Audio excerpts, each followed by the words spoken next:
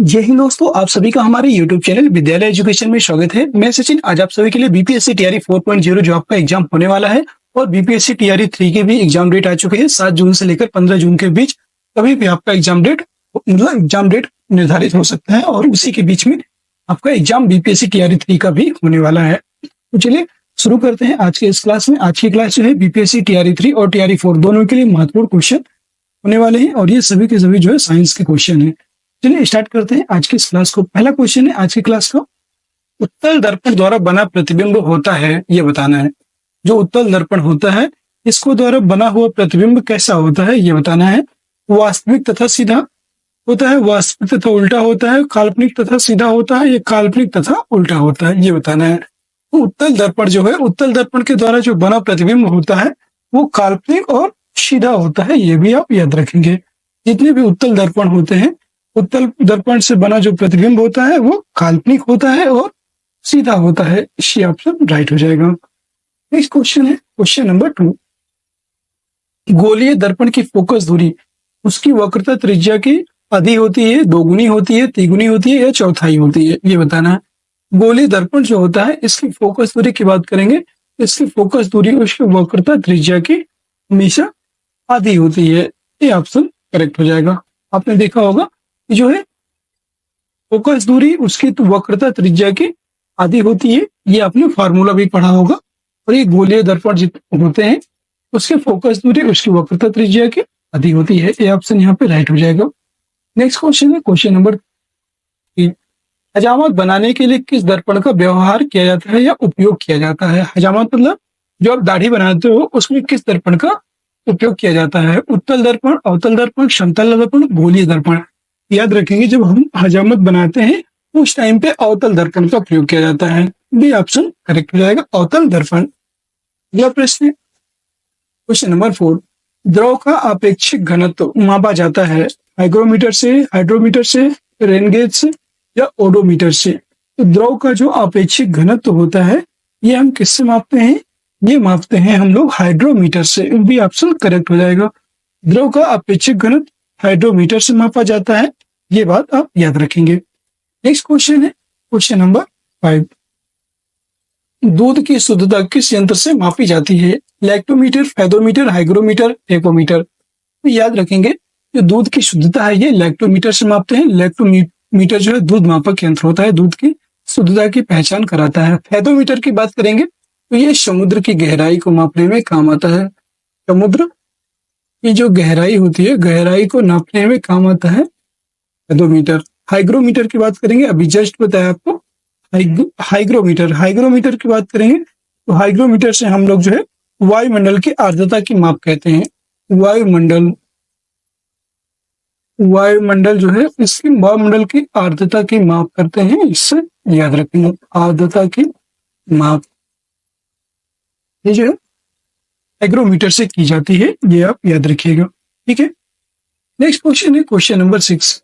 Motor गाड़ी के चालक के सामने लगा रहता है उत्तल दर्पण, अवतल दर्पण, समतल दर्पण या एक लेंस। जो मोटर गाड़ी होता है इस मोटर गाड़ी के चालक के सामने कौन सा दर्पण लगा हुआ होता है ये बताना है। यहाँ पर जो है उत्तल दर्पण का प्रयोग किया जाता है, ये ऑप्शन करेक्ट हो जाएगा, उत्तल दर्पण। क्योंकि उत्तल दर्पण जो है ये बहुत मतलब बड़ी वस्तु को छोटी करके दिखाता है।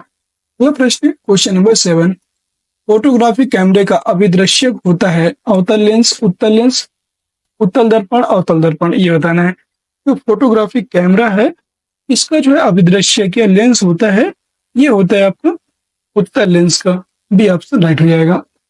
नेक्स्ट क्वेश्चन है क्वेश्चन नंबर 8। पानी में हवा का बुलबुला किस तरह कार्य करता है? उत्तल दर्पण की भांति, अवतल दर्पण, उत्तल लेंस, अवतल लेंस। आपने देखा होगा जब पानी में हवा का बुलबुला होता है वो किस तरह कार्य करता है? वह जो है अवतल लेंस की तरह कार्य करता है। जैसे आप पानी में हवा का प्रेशर डालते हैं तो वो जो है बीच में से क्या करेगा, किनारे से उठ जाएगा और बीच से जो है धंस जाता है, अर्थात ये अवतल लेंस की भांति कार्य करता है, ये ऑप्शन करेक्ट हो जाएगा। नेक्स्ट प्रश्न है क्वेश्चन नंबर 9।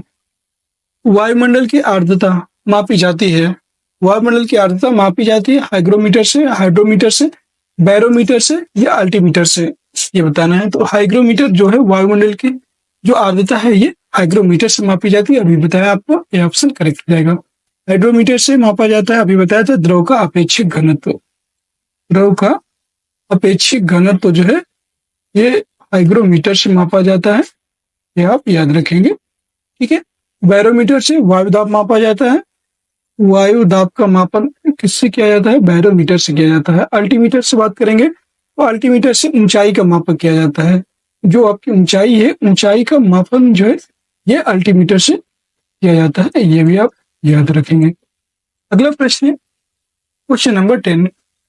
भूकंप मापी यंत्र है सिस्मोग्राफ, कार्डियोग्राफ, स्ट्रोबोस्कोप, डिक्टाफोन। भूकंप मापी जो यंत्र होता है उसे हम सिस्मोग्राफ कहते हैं, ये ऑप्शन राइट हो जाएगा। कार्डियोग्राफ जो होता है, कार्डियोग्राफ से जो है हम लोग अपने जो आपकी किडनी होती है उनका मापन करते हैं कार्डियोग्राफ से, ये आप याद रखोगे। ठीक है। कार्डियोग्राफ से हृदय की गति, जो आपका हृदय होता है, हृदय की गति को मापते हैं, हृदय की गति का मापन करते हैं, याद रखेंगे। मतलब देखिए स्ट्रोबोस्कोप, स्ट्रोबोस्कोप की बात करेंगे। स्ट्रोबोस्कोप से आवर्तित गति कर रही वस्तुओं का मापन किया जाता है। आवर्तित जो गति कर रही वस्तुएं होती है, गति कर रही वस्तुओं को मापन किया जाता है, कर रही वस्तुओं का मापन किया जाता है। और डिक्टाफोन, डिक्टाफोन आप सभी को पता है, डिक्टाफोन से बातचीत रिकॉर्ड करने और पुनः सुनने में डिक्टाफोन का प्रयोग किया जाता है। अगला प्रश्न है क्वेश्चन नंबर 11। ध्वनि की तीव्रता मापी जाती है। जो ध्वनि होती है, ध्वनि की तीव्रता को किसमें मापते हैं? डेसिबल में, तरंग में, आवृत्ति में और श्रव्य तरंग में। याद रखेंगे ध्वनि की तीव्रता को हम लोग डेसिबल में मापते हैं, ये ऑप्शन इसका करेक्ट हो जाएगा। अगला प्रश्न है क्वेश्चन नंबर 12।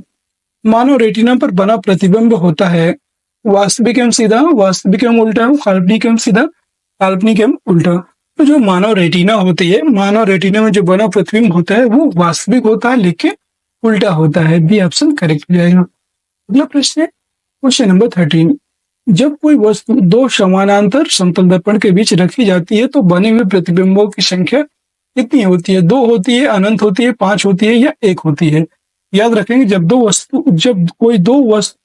कोई वस्तु को दो समांतर समतल दर्पण के बीच रखते हैं उसमें अनंत प्रतिबिंब बनते हैं, याद रखेंगे।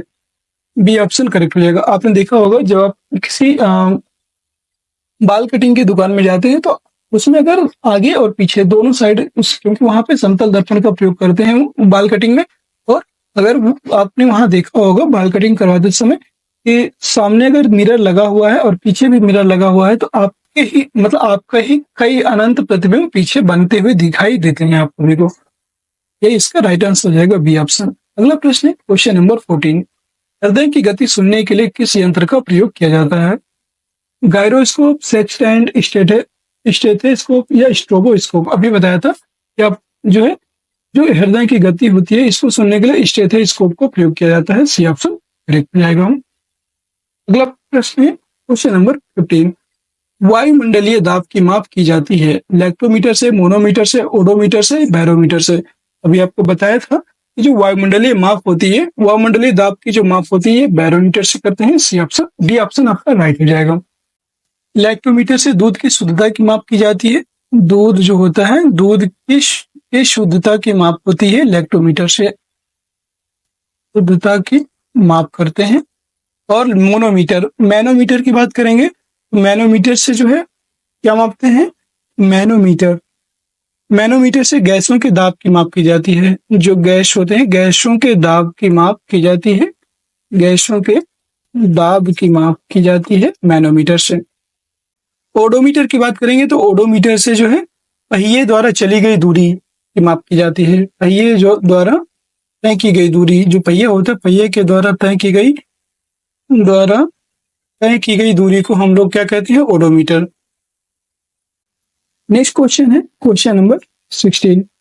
सरल सूक्ष्मदर्शी में वस्तु को रखा जाता है लेंस और प्रकाश केंद्र के बीच, फोकस के बाहर, वक्रता केंद्र पर, अनंत पर। तो सरल सूक्ष्मदर्शी जो होती है उसमें जो है वस्तु को लेंस और प्रकाश केंद्र के बीच रखा जाता है।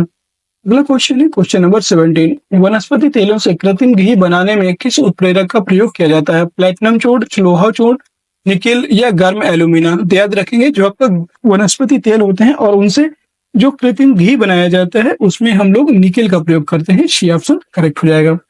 अगला प्रश्न है क्वेश्चन नंबर 18। अमोनिया गैस बनाने की हैबर विधि में किस उत्प्रेरक का प्रयोग किया जाता है? लौह चूर्ण, क्यूप्रिक क्लोराइड, प्लेटिनम चूर्ण, निकेल। तो अभी बताएं निकेल का प्रयोग तो आपका जो है वनस्पति घी बनाने में किया जाता है, लेकिन कृत्रिम जो घी होता है, कृत्रिम घी बनाने में निकेल का उत्प्रेरक के रूप में प्रयोग किया जाता है, लेकिन अमोनिया गैस के निर्माण में जो है हम लोग लौह चूर्ण का प्रयोग करते हैं उत्प्रेरक के रूप में। ये ऑप्शन राइट हो जाएगा। अगला क्वेश्चन है क्वेश्चन नंबर 19। अवतल दर्पण में वस्तु का प्रतिबिंब दर्पण के पीछे काल्पनिक, सीधा तथा वस्तु से बड़ा बनता है जब वस्तु होती है। देखिए अवतल दर्पण में जो वस्तु का प्रतिबिंब है दर्पण के पीछे कब बनेगा? जब वह काल्पनिक, सीधा और वस्तु से बड़ा बनता है। तो वस्तु अनंत पर होगी, फोकस पर होगी, ध्रुव पर होगी, या फोकस और ध्रुव के बीच होगी। याद रखेंगे जब वस्तु फोकस और ध्रुव के बीच होती है उस समय जो है जो प्रतिबिंब है वो काल्पनिक, सीधा और वस्तु से बड़ा बनेगा। डी ऑप्शन यहाँ पे राइट हो जाएगा आपका। अगला प्रश्न क्वेश्चन नंबर 20। रक्त का दाब किस यंत्र से मापा जाता है? Pyrometer, sphygmomanometer, galvanometer, anemometer. याद रखेंगे जो आपका रक्त का दाब होता है ये मापा जाता है स्फिग्नोमैनोमीटर से। बी ऑप्शन करेक्ट हो जाएगा, स्फिग्नोमैनोमीटर से। ठीक है, और आप देखेंगे यहाँ पे तो पायरोमीटर की बात करेंगे तो ये जो है उच्च ताप का मापन करते हैं। उच्च ताप के मापन में जो है पायरोमीटर का प्रयोग किया जाता है। गैल्वेनोमीटर की बात करेंगे तो ये विद्युत धारा की प्रबलता की माप की जाती है। इससे गैल्वेनोमीटर से जो है आपके विद्युत धारा, जो आपको विद्युत धारा होती है वो विद्युत धारा के प्रवाह की प्रबलता की माप की जाती है। एनीमोमीटर की बात करेंगे, एनीमोमीटर से जो है हवा की शक्ति की गति की माप की जाती है। जो हवा होती है हवा की शक्ति की गति की माप की जाती है एनीमोमीटर के द्वारा। अगला प्रश्न है 21। ट्रांसफार्मर का क्रोड बना होता है नर्म लोहा का, निकेल का, तांबा का, स्टेनलेस स्टील का। तो ट्रांसफार्मर का क्रोड है ये किससे बना होता है? ये जो है नर्म लोहे का बना होता है। ये ऑप्शन करेक्ट हो जाएगा। अगला क्वेश्चन है ट्रांसफार्मर किस सिद्धांत पर आधारित है? चुंबकीय प्रेरण के सिद्धांत पर, विद्युत चुंबकीय प्रेरण के नियम पर, स्व प्रेरण के सिद्धांत पर, या इनमें से कोई नहीं। तो ट्रांसफार्मर की बात करेंगे ये जो है विद्युत चुंबकीय प्रेरण के नियम पर आधारित है। याद रखेंगे, बी ऑप्शन यहाँ पे करेक्ट हो जाएगा। अगला प्रश्न है 23। ट्रांसफार्मर प्रयुक्त होता है एसी को डीसी में बदलने के लिए, डीसी को एसी में बदलने के लिए, डीसी वोल्टेज में उपचयन या अपचयन करने के लिए, एसी वोल्टेज में उपचयन या अपचयन करने के लिए। तो आप सभी को पता है ट्रांसफार्मर आपने जो है देखा होगा कि एसी वोल्टेज जो होता है उसमें उपचयन या अपचयन मतलब बढ़ाने और घटाने के लिए इसका प्रयोग किया जाता है। डी ऑप्शन करेक्ट हो जाएगा। एसी को डीसी में कौन कन्वर्ट करता है? तो इस एसी को डीसी में कन्वर्ट करने का जो काम है ये इसका होता है। ये जो है जो आपके ट्रांसमीटर होते हैं, ट्रांसमीटर का प्रयोग करते हैं एसी को डीसी में कन्वर्ट करने के लिए, और डीसी को एसी में कन्वर्ट करने के लिए जो है किसका प्रयोग करते हैं? तो हम इन्वर्टर का प्रयोग करते हैं, आपने देखा होगा। बी ऑप्शन ये आप याद रखिए, डी ऑप्शन इसका राइट हो जाएगा। अगला क्वेश्चन है 24। सॉरी, यहाँ पे एसी को डीसी में बदलने के लिए जो है रेक्टिफायर का प्रयोग करते हैं। याद रखिएगा, रेक्टिफायर का प्रयोग करते हैं, और डीसी को एसी में बदलने के लिए जो है यहाँ पर हम लोग जो है इन्वर्टर का प्रयोग करते हैं। ये आप याद रखिएगा। 24 नंबर क्वेश्चन है व्हीट स्टोन ब्रिज का व्यवहार किसे मापने में किया जाता है? विद्युत वाल्व बल, धारा, प्रतिरोध, आवेश। ये बताना। जो व्हीट स्टोन ब्रिज होता है इसका प्रयोग जो है हम लोग करते हैं प्रतिरोध के मापने में। सी ऑप्शन करेक्ट हो जाएगा। अगला क्वेश्चन है क्वेश्चन नंबर 25। पानी के अंदर ध्वनि सुनने का यंत्र कहलाता है ऑडियोमीटर, ऑडियोफोन, हाइड्रोमीटर, हाइड्रोफोन। पानी के अंदर जो ध्वनि सुनेंगे वो किससे सुनते हैं? हाइड्रोफोन से। डी ऑप्शन राइट हो जाएगा। और दोस्तों अगर आप सभी को पसंद आ रही क्लास तो एक बार क्लास को लाइक कर दीजिए, शेयर कर दीजिए, और चैनल में नए हैं चैनल को सब्सक्राइब भी जरूर कर लीजिए। और सभी लोग जो है टेलीग्राम चैनल को भी हमारे ज्वाइन कर लीजिए, जिससे कि वहां पे आप इस क्लास का पीडीएफ आपको प्रोवाइड कर दिया जाएगा। 26 नंबर प्रश्न है लाउड स्पीकर में ऊर्जा परिवर्तन होता है ध्वनि से यांत्रिक एवं यांत्रिक से विद्युत ऊर्जा में। लाउड स्पीकर में ऊर्जा परिवर्तन कैसे होता है? तो विद्युत से यांत्रिक एवं यांत्रिक से ध्वनि ऊर्जा में, ध्वनि से विद्युत एवं विद्युत से ध्वनि ऊर्जा में, यांत्रिक से ध्वनि ऊर्जा में। तो याद रखिएगा जो लाउड स्पीकर होता है, तो लाउड स्पीकर में आपने देखा होगा सबसे पहले हम कौन सी, तो उसमें विद्युत ऊर्जा देते हैं, विद्युत से फिर यांत्रिक, और यांत्रिक एवं यांत्रिक से फिर ध्वनि ऊर्जा में प्रवाहित हो जाती है। बी ऑप्शन करेक्ट हो जाएगा। 27 नंबर क्वेश्चन है, निम्नलिखित में से किस यंत्र में यांत्रिक ऊर्जा वैद्युत ऊर्जा में परिवर्तित होती है? ट्रांसफार्मर, मोटर, विद्युत मापी, डायनेमो। तो यांत्रिक ऊर्जा को विद्युत ऊर्जा में परिवर्तित कौन करता है? आपने देखा होगा मोटर, मोटर जब चलता है, फिर मोटर जब यहाँ पे डायनेमो आपने देखा होगा, जो डायनेमो होता है यह यांत्रिक ऊर्जा को विद्युत ऊर्जा में परिवर्तित कर देता है। डी ऑप्शन यहाँ पे राइट हो जाएगा। 27। नेक्स्ट क्वेश्चन है 28, निम्नलिखित में से कौन सी युक्ति विद्युत ऊर्जा को यांत्रिक ऊर्जा में परिवर्तित करता है? डायनेमो, ट्रांसफार्मर, विद्युत मोटर, इंडक्टर। याद रखेंगे विद्युत कौन सी युक्ति विद्युत ऊर्जा को यांत्रिक ऊर्जा में परिवर्तित करता है?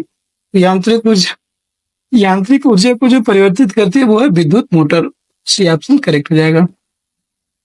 अगला क्वेश्चन है क्वेश्चन नंबर 29, रासायनिक ऊर्जा का विद्युत ऊर्जा में परिवर्तन होता है डायनेमो में, इलेक्ट्रिक हीटर में, बैटरी में, परमाणु बम में। याद रखेंगे जो रासायनिक ऊर्जा होता है इसका विद्युत ऊर्जा में परिवर्तन क्या होता है, कहलाता है, ये जो है बैटरी में होता है। सी ऑप्शन करेक्ट हो जाएगा।